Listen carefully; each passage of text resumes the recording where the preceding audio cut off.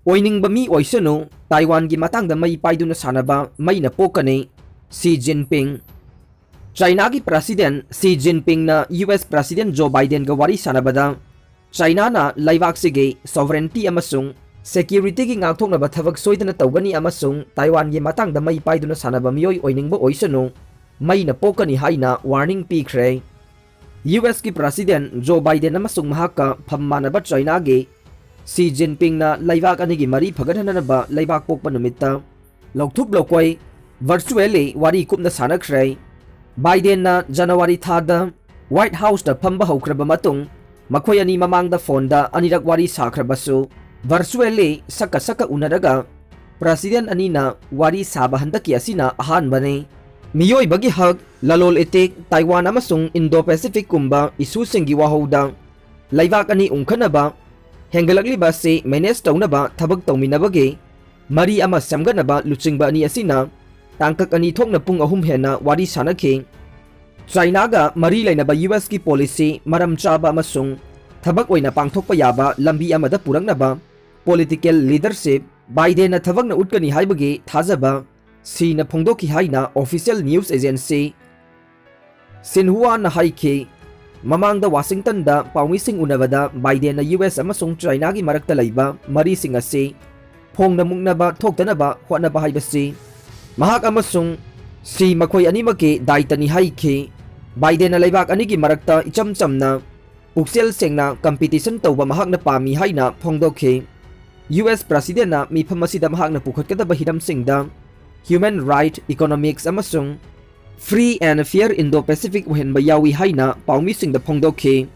China gi President Xi na US amasung China amana amabu ikai khumnagadabane ingna chikna punna hingminagadabani amasung amasu mai pakpa mawongda thabak tawminagadabani haikhe. Resource marang kaiba Indo-Pacific region da China na lanwi thajinba hengalakwadage US amasung atai malemgi shakti laiba laibak singna free amasung open oiba Indo-Pacific uhenbagi mathau tabagi matangda ngangnaduna lakle. Taiwan, Philippines, Brunei, Malaysia amasung Vietnam na South China Sea da makhoigi su saruk yawi hairabasu China na South China Sea gi saruk pumba laibak sigi ni haina claim tawre. South China Sea da Beijing na khusem gi oiba ithat sing semgatle. East China Sea da su China amasung Japan gi marakta lamgi yanaba lay.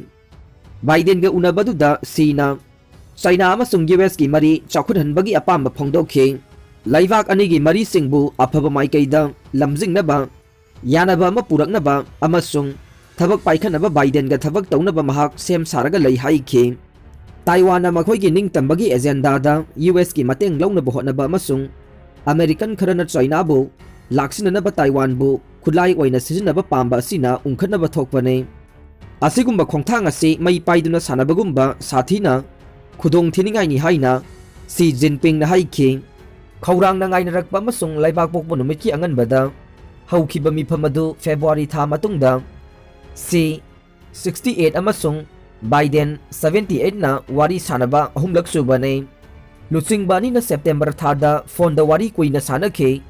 Luchingba ni na wari sanari base lalol etek miyoi bagi hak South China Sea amasung Taiwan gumba isu singi matangda Beijing na sathaba thabak thawong singi matangda China amasung US gi marida yamna kanna ungkhanariba matamne.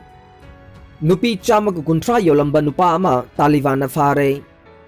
Afghanistan da paisa pini haina themduna nupi chamaga kuntra yonthokiba nupa ama Taliban na fakhre haide. Nupa adu awanglom da leiba Zhejiang province da Taliban provincial police na fakhibane.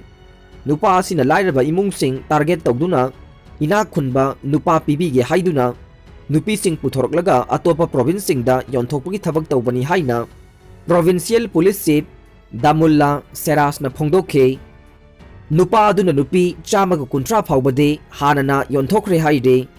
Crime kaya thokpa laibak asida achoba crime amamu thengnaba asina wakhal yamna wahalle. Aroibada tabidi bapumnamakpu thagatchari.